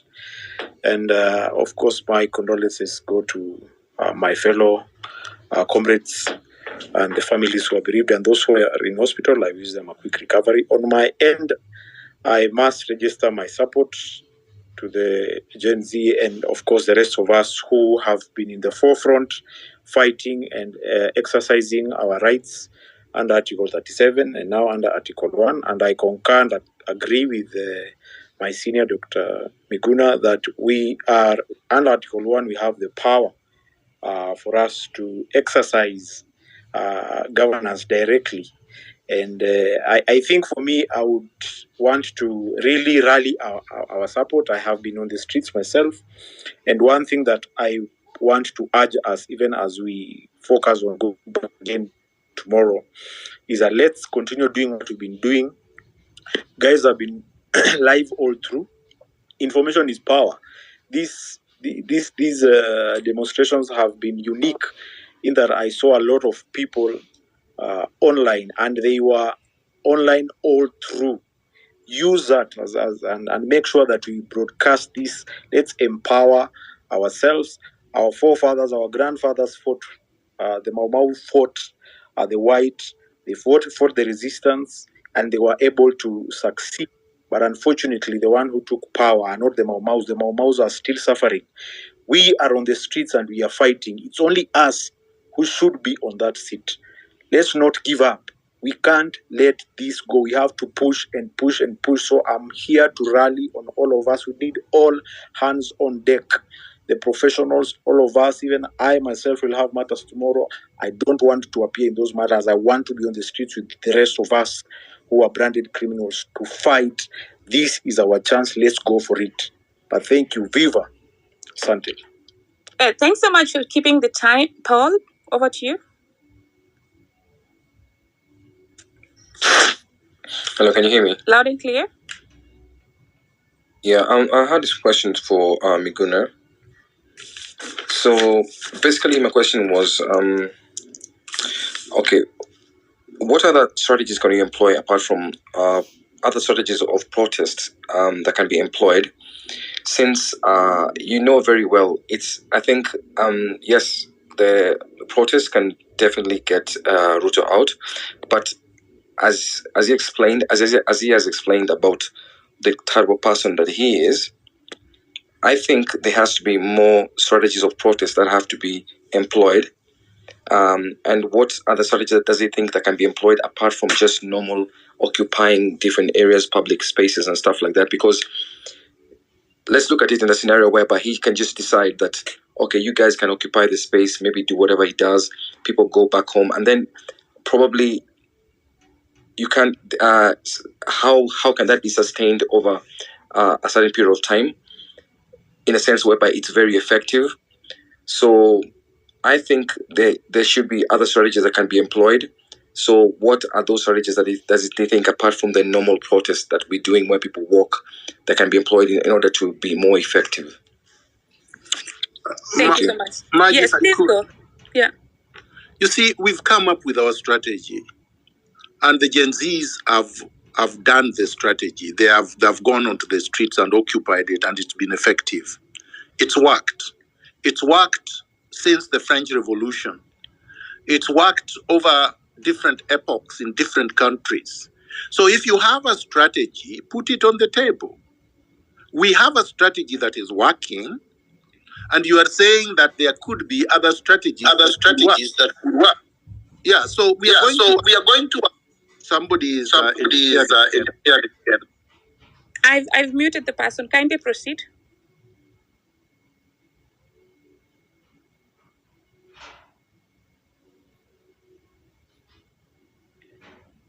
Kindly proceed. I muted the person. Dr. I'm saying this is the strategy that we have. This is the strategy that has worked over the centuries in different countries, different continents. This is the strategy that has worked in Kenya since 2 weeks ago. So there is no reason to adopt another strategy. If you have a superior strategy and you think ours is inferior, then you better present it to the people. Ours is working. Present yours. Thank you. Thank you so much, Dr. Paul, I think at this point, really, they said never touch a running system if it's running now. I think we leave that we leave it at that. Mook and then Abdi. Thank you for giving me the opportunity to speak. Mook Nyabinda, can you hear me? Can you hear me? Otherwise, Abdi, go. You can hear me? No, he's talking, Maj. He's talking. Okay, I then can allow hear him. Log out and go. Okay, and you can hear me come now? back again. Yeah. Okay. Yeah, go ahead, bro. Okay. So, hello everyone, and thank you again for organizing this space. And thank you to Dr. Miguna. And I think we should be the 10 million strong. There is no doubt there's a lot at the stake and wrong in our country, and people are angry and frustrated. It's our duty to speak up and to go to the street and to fight for our rights. Kenya has been facing numerous challenges for sure, and that needs action. As we said in this forum many times, there is an economic hardship. The cost of living has soared, making basic necessities unaffordable for many people. We have even to increase our remittance to meet that gap. Corruption has been rampant within the government and has really drained public resources. Mismanagement of public funds and lack of accountability have perpetuated our culture of impunity. Human rights violation, increasing reports of police brutality and suppression of peaceful protest have violated citizens' fundamental right to express their grievances. And definitely there is also the inequality gap, the rich and the poor, that continues to widen. We need a change in leadership that prioritizes transparency, accountability, and well-being of all the citizens. We are committed to social justice, 100 million strong, and we go on. Viva. Thank you. Thank you so much, Abdi. And Daktari, thank you so much for being with us here. I would take it differently from the one question that keeps on coming. I think we have already the solution and we are not going to address it again. So if you're coming to ask way forward again, and yesterday you went through it, we will give the mic to other people with the other questions. So, Mok, you'll go. Maj, I hope you can hear me. I can hear you now. I can hear you. I can hear you. Okay. Yeah, I was just going through we are not going to address that question that Doc answered yesterday intensively. So people that are going to take us back or maybe divert our conversation, we are not going to give them the mic. We drop you from the mic if you're going to take it on that aspect.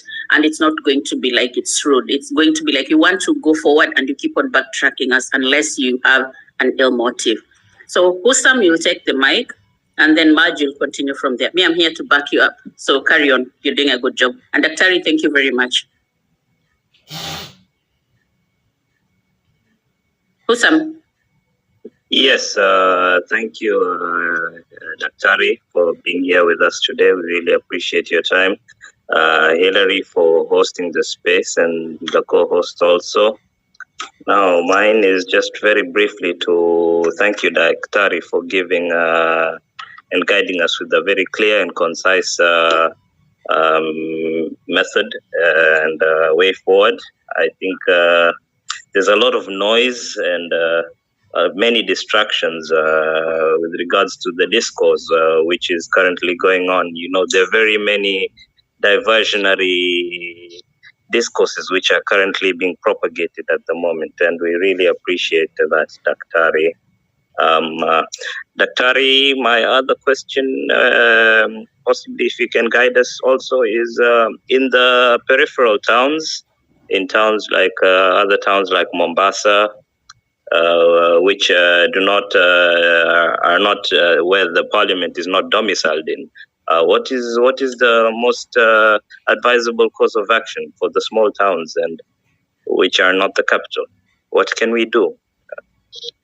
Just briefly, if you can guide us on that. And Santeni Sana, if everybody can turn up tomorrow, I'd like to wish all Kenyans very happy Maandamano and condolences to everybody who has lost their relatives and to our foreign comrades.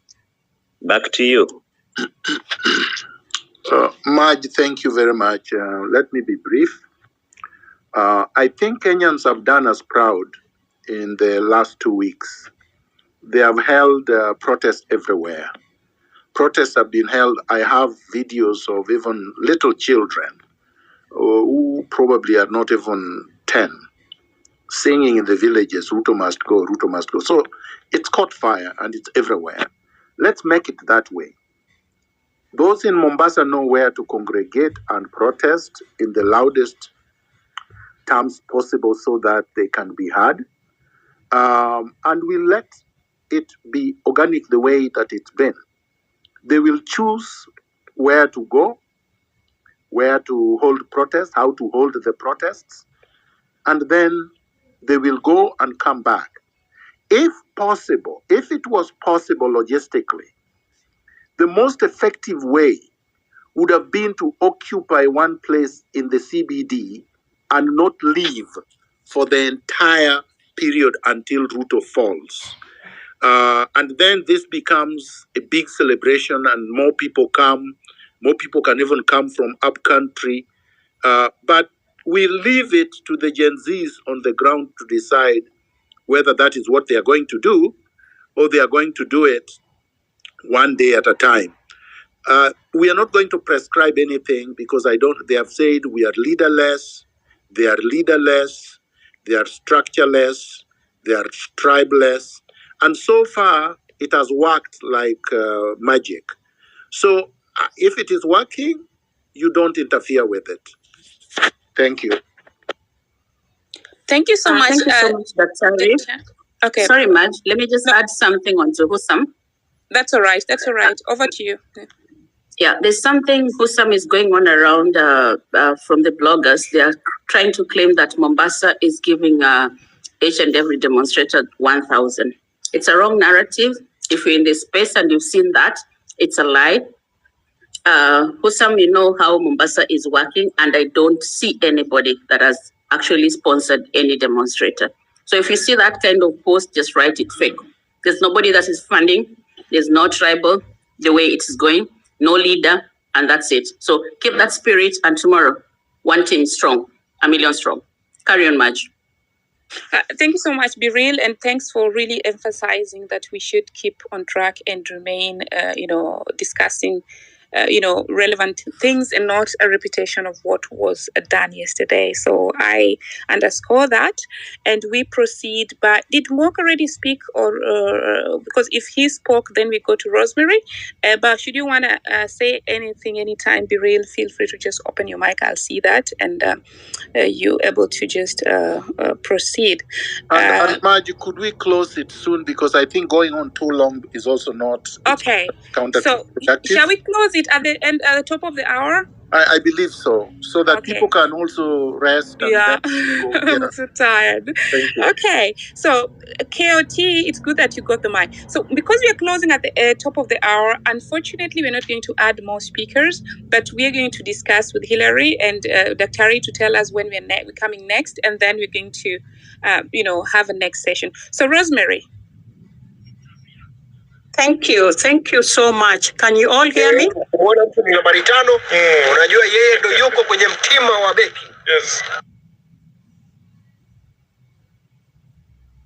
Hello, can you all? Can you all? Yeah. There was some interruption, but now everything is all right. Kindly proceed.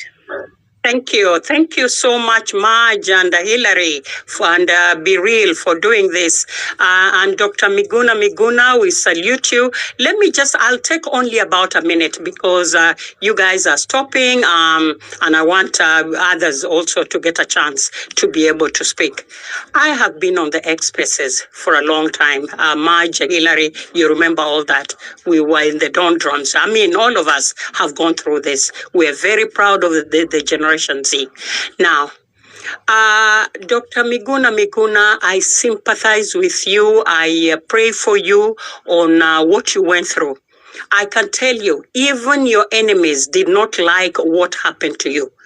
Well, all of us, we are not boarding. That is one of the hashtags that we've used. And why am I bringing it up? Probably this is not said enough. Some of the good points that you've brought up, we must applaud them. But some of the negativity that you've also brought up, we must also say.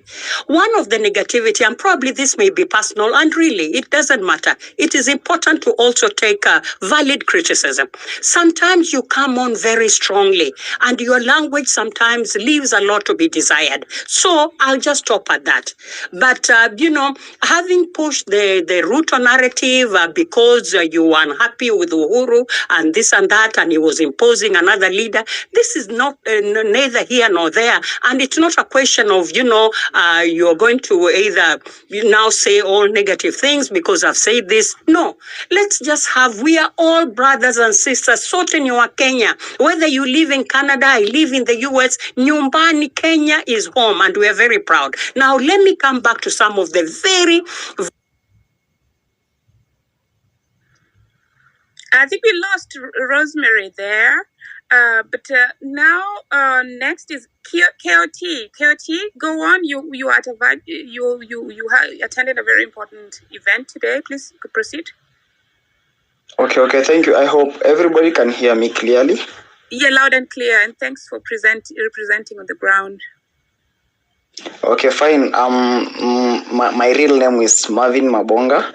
and I like to introduce myself with my official name. Is Kioti speaking currently, and today at around 8 p.m. we gathered at Kahawa Wendani stage to remember and honor our fallen comrade by the name Mike. Just a few days ago, Mike had buried his father, but only to face an ultimate death from a police bullet in Nakuru. So, because we gathered there, and of course, Mike was not just a friend or a brother to us. He was a warrior fighting for the freedom and rights for our country.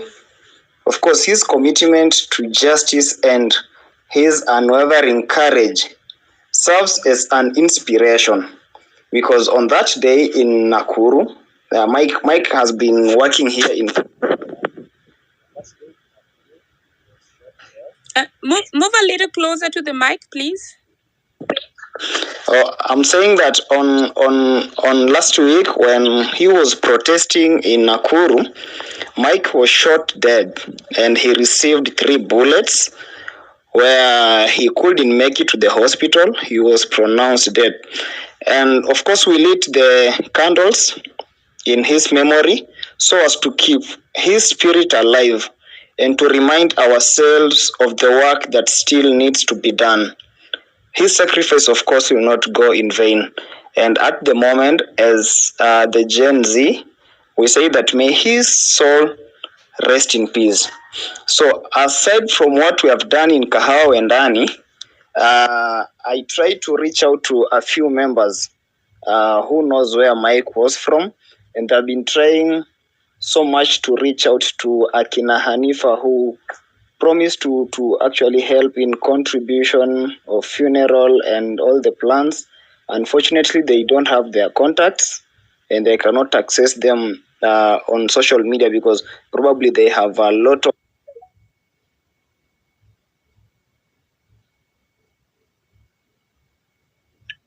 I'm sorry to do that. Okay.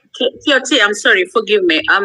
We really had a guest, and I'll address you differently, like separately on this. Kindly allow me. We need Daktari to wind up so that we can close with Daktari, and then you can have A or B. So if you don't have a question, I'll allow you to stick on the mic. But if you don't have a question for Daktari, hold on, please be real. Kindly, yes. I think he is looking for ways of having the compensation, or there was a money that was being collected, and Hanifa stated that they cannot pay out without reports from the post-mortem report. So probably it's about the process there. So I would like to encourage you, KOT, to really just check with Hanifa. She made a post there so that at least they can be able, if there are any questions we can clarify. You can also just inbox me so that we can follow up on that. Is that fine? Yeah, that's why I said we do it differently. Okay. That I also have the contact, and then we'll try to address it differently so that we don't have to hold up Daktari. That's why I wanted him to hold it up. You. Back to you. Is that okay, Kioti?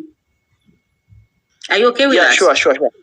Yeah, sure. Yeah, kindly, we'll help you out in that, and then so that the family can be compensated because the money was already out. We just need to wind up with the people with questions so that you can release Daktari. He's been here for a while, and we want to respect his time so that when we invite him again, he can actually come back. So if you don't have a question, I'll take it from here kindly. If you have a question, just give me a hand up. But if you have a comment, we'll take it after Daktari has left. Can we all agree on that? So if you have a question, give me your hand up. Moses, take the mic, and then Kingsman. Moses, thank you so much. Thank you so much, Marge and Hillary, and Birel for this opportunity. It's been so long being in the spaces. But I've actually been following the conversation since the onset of these peaceful demonstrations. And so far, we've seen how it started peacefully and to the violence coming in, causing a lot of chaos and a lot of unnecessary saga. So the only thing I really want to direct to Daktari, it's based on a letter that actually also has been making rounds online. And still in regards to the letter, I want also to maybe get clarifications on maybe what can be done. I remember last demonstrations, there's this thing that is really going on, and I feel it's really time that we come and address it.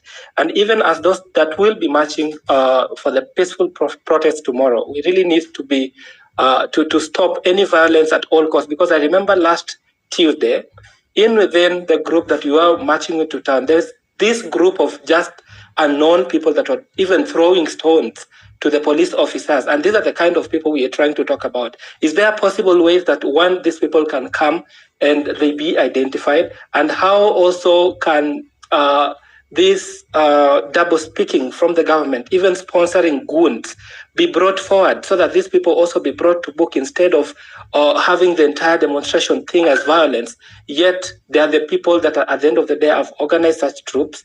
And lastly, how possible, how valid is the letter that is really coming from the Office of the Director of Public Prosecution that is so much talking about applying the full force? What really happens to the perpetrators? What really happens to those that are already victims to this?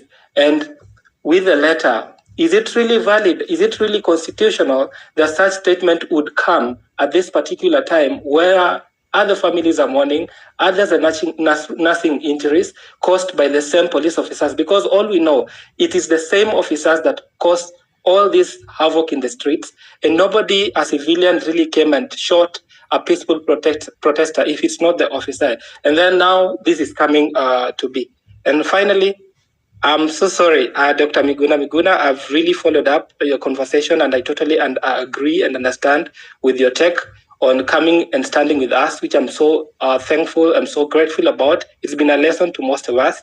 And I also kindly request, I know at some point we were not together in one party and you ended up blocking me. Kindly, I would really request that you forgive me on that so that we all flow in the same course. And I'll be also updated on your information that are so impactful that you share on your space. Thank you so much. Thanks. So, Kingsman, your question, and then Dr. Harry will close. Mine is not a question. Okay. Thank you, Mark, for that. Yeah. Mine is not a question. It's just an update on. I've seen that there are numbers that have been updated. Anti-finance bill protest: 39 killed, 361 injured. Deaths in Nairobi 17, was in Gishu Eldoret, that is 4, Nakuru 3, Mombasa 3, Kajiado 3, Kisumu 2, Laikipia 1, Narok 1, Kakamega 1, Kisii 1, Siaya 1, Kiambu 1, Nandi 1. Enforced or involuntary disappearances 32, arrest of protesters 627. So I just wanted to bring that up to speed so that when Daktari makes his closing remarks, you can maybe comment on that. Thank you so much. Over to you, Daktari. Thank you very much, Maj and the other co-hosts, and thank everybody else who joined the space. The struggle continues. I will be quite brief. Regarding the goons that have been hired or that just joined because they are criminals, they want to loot, I think the best course of action, there are two. One, use your cameras, use your phones, take pictures of the people that are implicated, and let's use our spaces to be able to expose them and hand them over to the public. So that's number one. And or hand them over when eventually we have an accountable system, to a system and a process that can bring justice to the people. Two, if they are few and you are many, overpower them and stop them from doing what they are doing. Yeah, just overpower them. Tie them up, leave them in the streets. That would be a punishment to them. Because, and of course, you take their pictures too. So those are the only two things that you can do with respect to these thugs. You can't distract from what you are doing to address the issue of the thugs. If they are not stopping the demonstrations and they are simply looting but they have left the roads open for you. Keep on marching. Don't be distracted. Keep on marching. Don't leave what you are doing to go to attend to things that you are not responsible for. Because you are not law enforcement officers, and the ones we have are goons. Number two, the issue of the issue of the Director of Public Prosecutions and the letter that purportedly circulating, if it is genuine, should be ignored. Completely ignore any letters, whether it is from the Attorney General, whether it is from the Director of Public Prosecutions, whether it is from the IG, whether it is from Ruto, just ignore it. You are the bosses. Power is in your hands. There is nothing they can do. They cannot arrest 54 million people. And those who are arrested should contact the LSK. I am glad that the president of the LSK, Ms. Odhiambo, has been very active, very supportive of the popular revolution, and has had hundreds of advocates there to assist anyone that needs assistance in court. Let's utilize that goodwill 100%. I would like to encourage everyone to remain peaceful. I would like everyone to be together. I would like everyone to dress distinctively in black, in white, in green.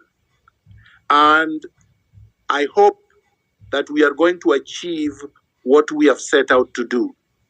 Viva, good luck, God bless you. Thank you so much, Daktari, for finding time to be with us, and also heading up the squad and the team to make sure that in the morning all of us on the road and doing something. And if you're not ready to die, just remain in your sleep. If it's not a joke, but also let us be peaceful as much as we can. Let us be together as a team. Let us have everything that is possible. Let us small flags is being coordinated. Some people will have flags in town, Nairobi. Then the team will share those small flags that are very, very key. That one keeps you. And whoever doesn't have uniform and come to capture you, that is a thief. That is a thug. Don't allow a civilian to arrest you, because you pay the taxes for those people to be in uniform. So anybody who doesn't have a uniform, that is a what? That is a thug. And I think that's the way to go. And I thank you so much, guys, for being here for that. Actually, Hillary, that point you're making is very, very important. Because I don't think Kenyans understand this. In the West, all over the world, arrests can only be executed by people in uniform. There is no arrest that happens with people who are wearing civilian clothing. Anybody purporting to be arresting someone and they are not wearing uniform is committing an abduction. So those are not police officers as far as we are concerned. We had Ruto saying they are police officers. They can investigate. Those are undercover. They can investigate as undercover, but they cannot execute an arrest legitimately. Thank you very much, Hillary, for raising that. Thank you so much, Daktari, for always being vigilant. And we want to assure our people that we said yesterday, these are our conversations that will never stop. We're going to plan with Daktari when, again, we are coming to address people this week or weekend to make sure that this conversation is going on. And let us have information wherever you are, which county you are. I know now, Migori, Wargangari, I can see Homa Bay, I can see Nyeri, people are Meru. Everywhere I can see everybody saying that we are ready to go, and some are not even in a sleep. They are in overnight burning the night here. We're just waiting to get to the road. But make sure you're in a group, you're in a team, and be ready, guys. I want to I want to be relevant today, but I know you guys gonna kill me. I want to close this one. Then we can have open mic. What do you think? Hillary, yes, please let's kindly proceed to close this space, because this was Dr. Miguna's. He was addressing this, and then you can open if you can open an open mic for those who want to come on in. Chime in. And thanks everyone. Okay. Yeah. All right, thanks to everyone. Thank you. I'm doing open mic. Kingsman, thank you so much for good job. Be real. Thank you, Marge. Thank you, everybody who spoke, everybody who was in a mic, everybody. I'm doing open mic that we can have open mic where we can just chime in till morning and then we get to the road. I know it is now 11 p.m. and yep. We need to take dinner, man. I'm also want to take some dinner here, but we're gonna do open mic for us to at least chime in. Thank you so much, guys. Keep it alive all the time. Here at Hillary Connection Twitter time. Make sure you follow each other all the time. All the time. Be safe. Be in a team for us to keep this conversation going on. Keep. Be brothers keeper. Follow each other. Follow us. Follow.